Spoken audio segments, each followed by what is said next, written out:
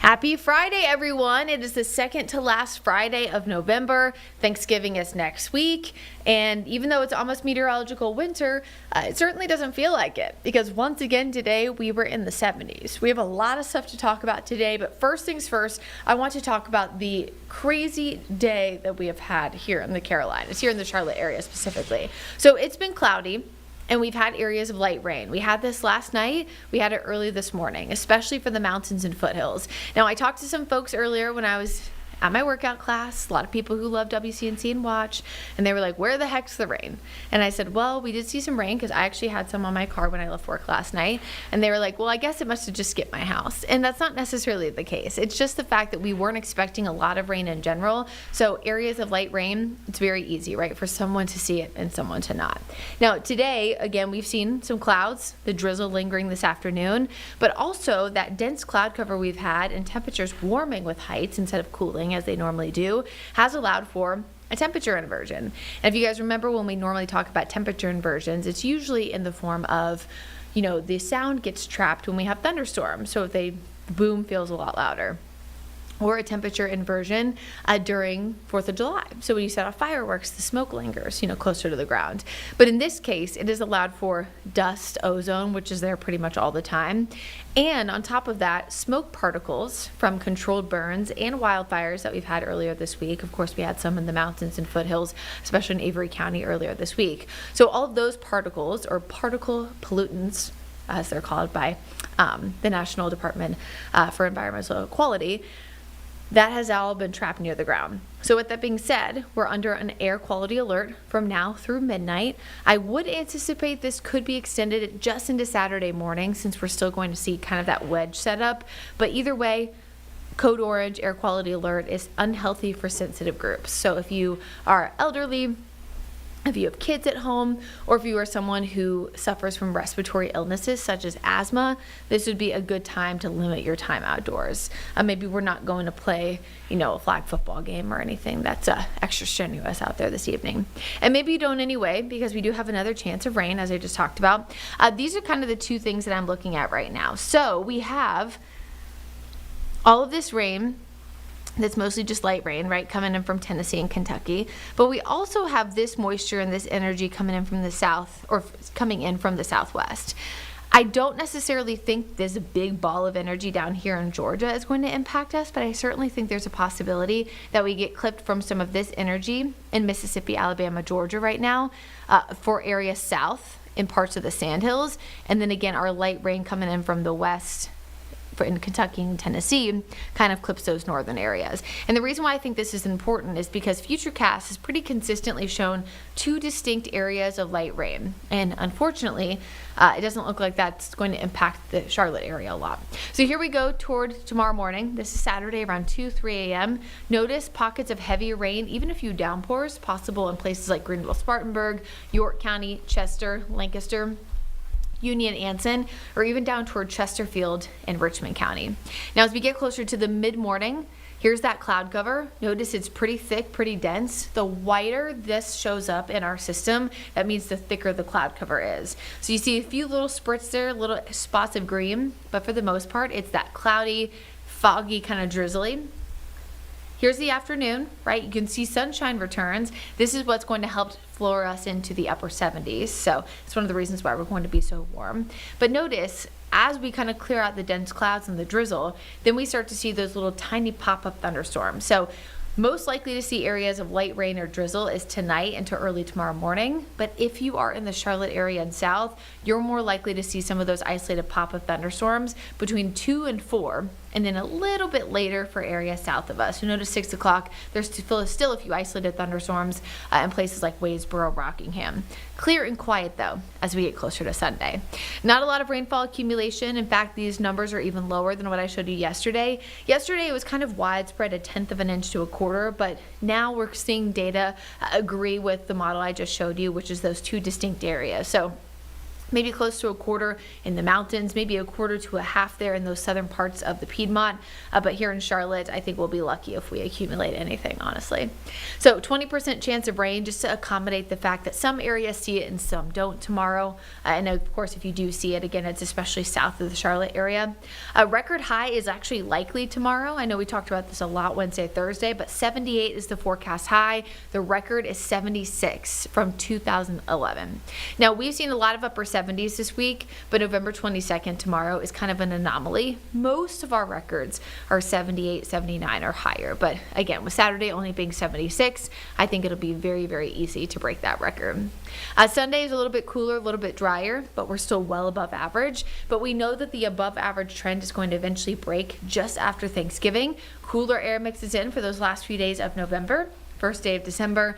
But just as quickly as that happens, we're soaring back into the above average temperatures. So I know Tim and I have talked a lot about social media hype this week on live weather impact, but this is kind of why you don't get saucy, no pun intended, since I just showed you the Thanksgiving forecast, but this is why we don't get too saucy, too stressed, whatever you want to call it, when a long range forecast is showing, oh my gosh, substantial cool down, crazy, and why we try not to dramatize those forecasts, because they can change very, very quickly. So anything past 7 days it's not, I wouldn't necessarily say it's a crapshoot, but it's definitely 50-50, if not lower, because I know we talked about this a little bit again yesterday, but model data tends to trend toward the climatological average once you get past 7 days.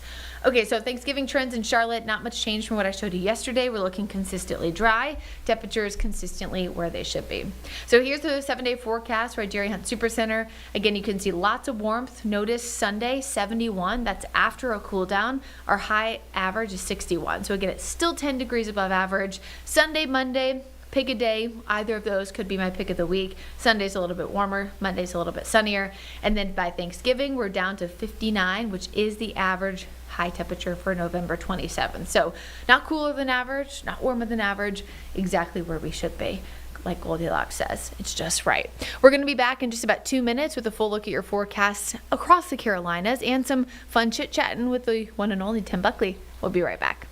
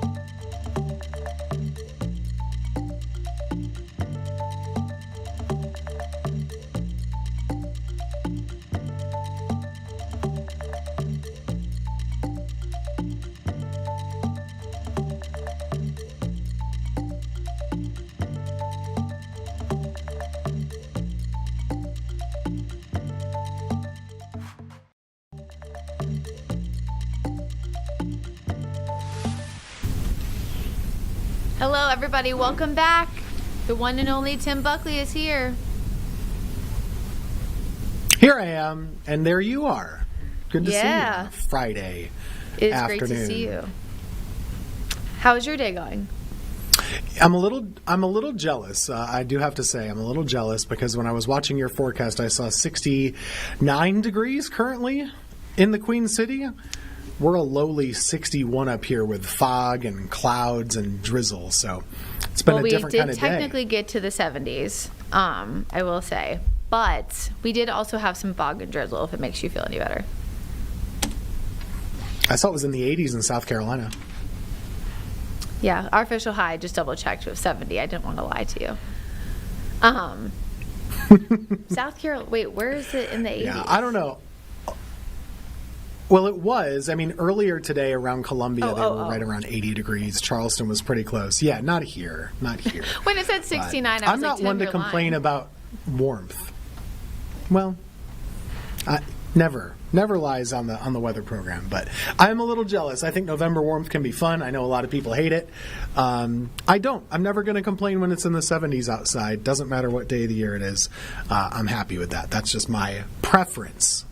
But we get what we get. So here's my thing, is that I'm fine if it's in the 70s, if it's not humid, like it was today, and if there was still cool in the morning, because then I feel like I can still get like that little chef's kiss taste of fall, even if it's warm in the afternoon. You know, like a high of 70 and a low of 50.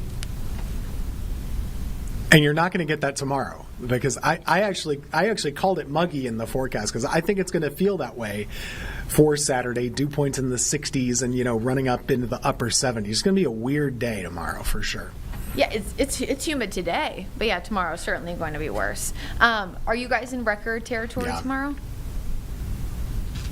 So our record is 78. I'm forecasting about 75. So it's close. I don't think we'll get there, but again, never say never. It's within the realm of possibility. I know y'all have been shattering these records most of the week, right? Yeah. Well, tomorrow's unique because ours is kind of opposite of yours. Our record is 76, and my high forecast is 78. So I think we'll pretty much get there easily. All right. We'll break those records. You know, if you're going to be that warm, might as well write it down in the history books. Yeah, I guess that is true. Okay, so not necessarily directly related to our records, but kind of directly related to the forecast like it has been over the past few weeks. We've talked so much about how we have really wacky weather in November, even though this seems like it's been a very, very wacky in terms of, you know, warmth and then bursts of snow and all that jazz. But the drought has had a big impact on some of our local nurseries. And I talked to an expert a few days ago about this. And one of the big things was that the drought has additional problems, Tim, when people want to start to do fall planting, because the ground, you know, is so dry that then when a nursery tries to go out and take some of the plants out, they have to take all these extra precautions and make sure, you know, like the root system doesn't get torn, you know, and those, you see those little like balls and things like that they work with. So it kind of just throws a wrench in things. And so because it's been so warm and so dry lately, that wrench has been even more than normal. So we're going to take this story and then we'll take a little chat afterwards so I can tell you something new I learned about planting in the Carolinas. Drought means nurseries have to take more precautionary steps when digging up trees, like watering right beforehand, so people at home have something suitable to put in the ground. Matt Betts is a district manager at the Davy Tree Expert Company. He says this year's drought and warmer temperatures later in the year means they'll push planting to later in the season. You want to get into that cycle where you're out of those really high temperatures, just so you're not risking, you know, having major transplant shock right when you plant the trees or shrubs. He says to make sure you're planting the right way or it won't matter come spring. Proper planting involves, you know, digging a hole that's 2 to 3 times the size of what you're planting, putting in some decent soil, don't just backfill with the clay that you're using, and then removing as much of that, you know, encasement as you can that's around those trees to give it the best chances of success. Betts says to choose native trees, shrubs, or plants, something that can do well in Charlotte. And he suggests planting between Thanksgiving and Christmas.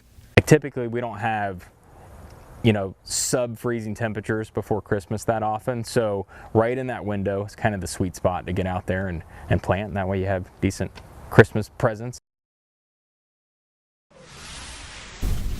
Okay, so when I was doing this story, he said Thanksgiving and Christmas, and all I could think about was, and I know you're going to know what I'm talking about, the old adage not to plant until after tax day.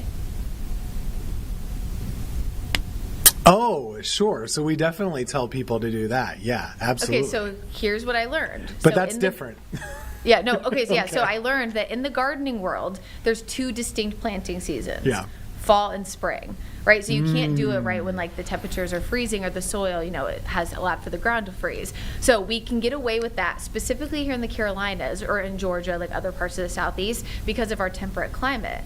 But an expert was telling me, especially as we've gotten warmer and warmer, Tim, that sometimes planting in the fall can be better now because it allows for that bigger runway, right, between your gardens in summer, which is where obviously they go through the most heat stress. So now we've kind of transitioned into fall planting might be even better than spring. Mic drop. Interesting. Mic drop. Just kidding. Can I see Just your kidding. thumbs? Are they green now? You've got green thumbs No. over there? They're still white as Christmas. With all that knowledge, not yet. Okay. I bet Brad has green thumbs. I bet he's got it all figured out. Oh, he definitely does. Oh, he definitely. maybe He knows not everything us. about everything. But I thought that was interesting because when My she when, fatal flaw, go for it. yeah. When I'm trying to plant something, I always read the instruction, and it always says, make sure that hole is like twice as wide and twice as deep. And I get to a point where it's like, this looks good enough. And it's never good enough. Like, you really got to follow that rule, I think. And just put a ton of soil in there. It's like a lot of work to put something in the ground. Well, that's what I thought was also interesting too, because Matt talked about that as well. And we see less of it in the Carolinas. But I grew up in Georgia, so of course all of our soil is red clay. And he was like, you need good soil. Like, you don't need good soil mixed in with clay. Like, you need everything to be. And he said the same thing that you just said, 2 to 3 times. And I am not a homeowner. Hopefully one day. But all I could think was, I'm going to have to hire somebody to do this because I do not have the patience to dig a hole that's 2 to 3 times. That clay. That clay is horrible stuff. It's not good for anything. I mean, you got to really get after it to try and get it up out of the ground.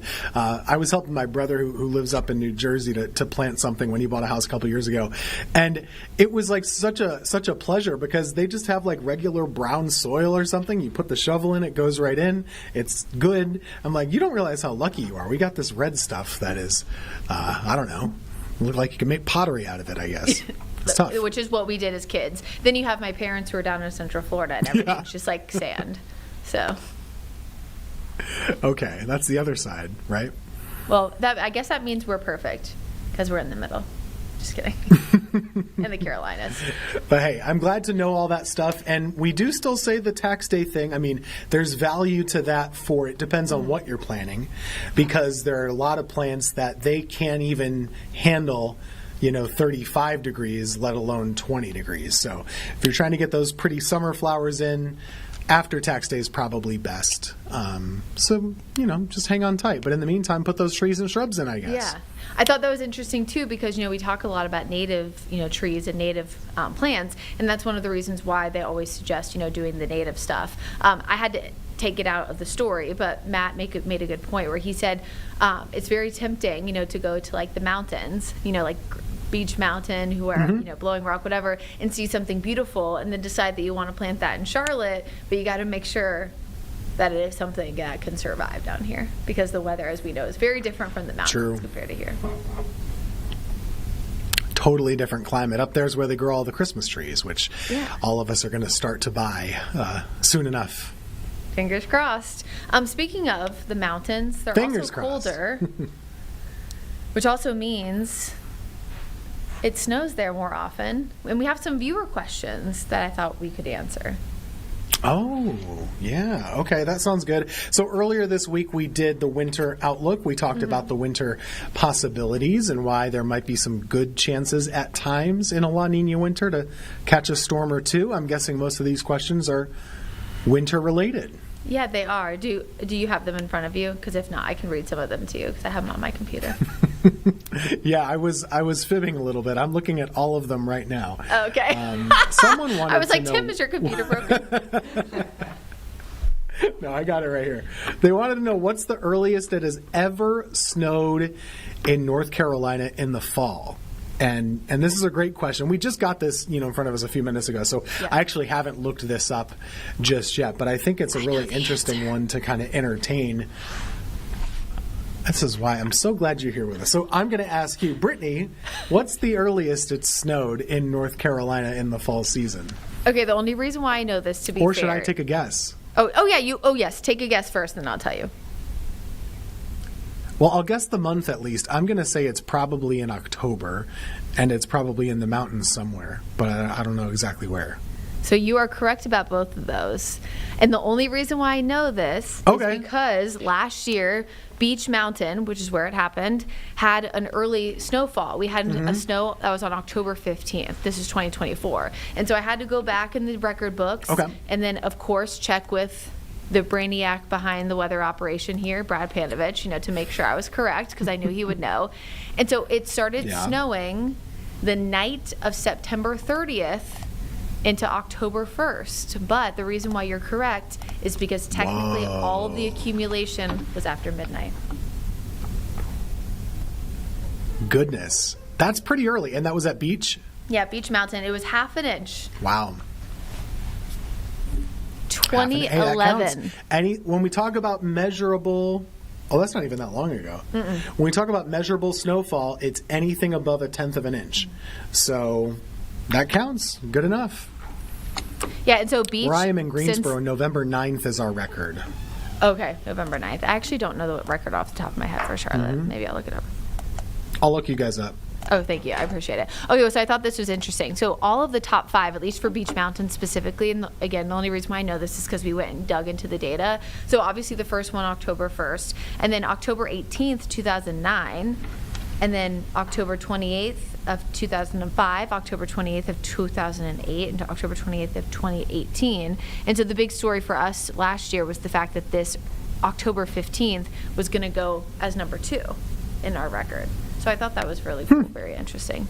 And last year, there was And not even at that anything I time of can year- really think of, Okay. that was that cool. The cool thing when you're up in the mountains at that time of year, of course, we talk about mid-October. That's the peak foliage season. So you can get what some photographers like to call snowleage, where you have the pretty fall colors and then you're kind of coating it on top. This is like a holy grail if you're a fall colors photographer. You want to get lucky and get some of that snow on top of the fall leaves. It happens sometimes. Yeah, that is cool. Wait, okay, so I found this little tidbit because when I actually wrote the article for this that we did last year, and so I found the actual public information statement, that the NWS put out. And so I thought this was interesting because you noted it wasn't that long ago. It says at the very bottom, again, this is from 2011, it says the previous earliest fall and winter season measurable snow in North Carolina was 4 inches at Mount Mitchell on the 5th of October, but in 1980. So that was much longer ago, of Wow. course, compared to 2011.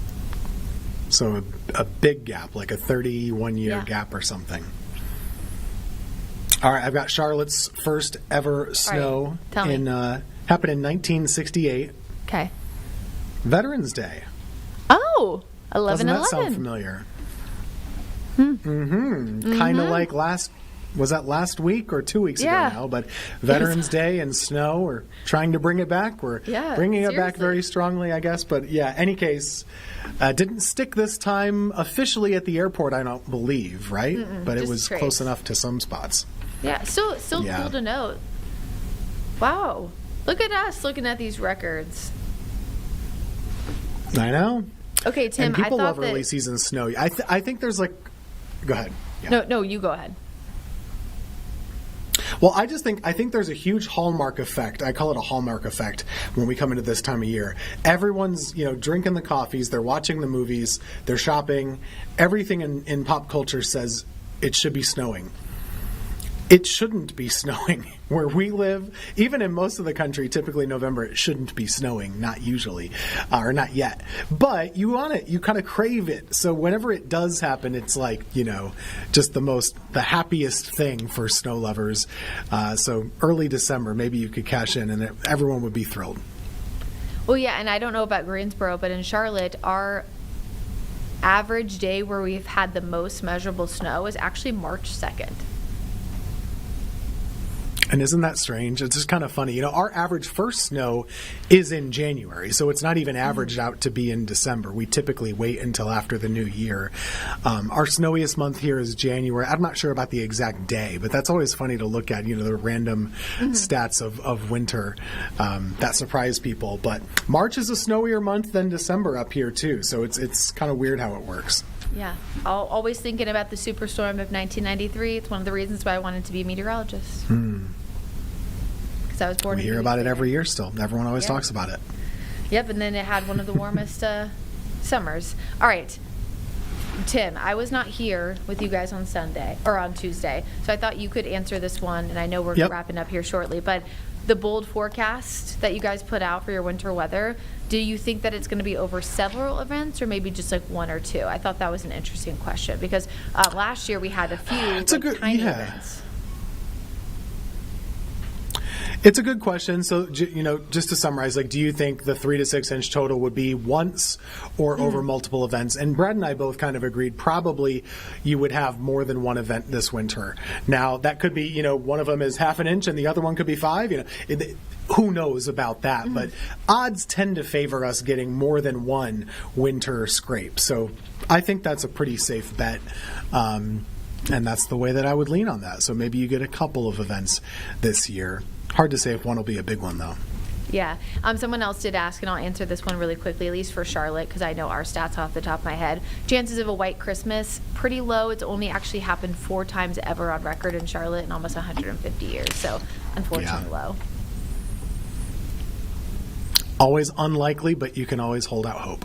You can always hold out hope for anything. And I hold out hope, Tim Buckley, that you have a Yes. great weekend and that I'll see you again next week. You too. Have a good one.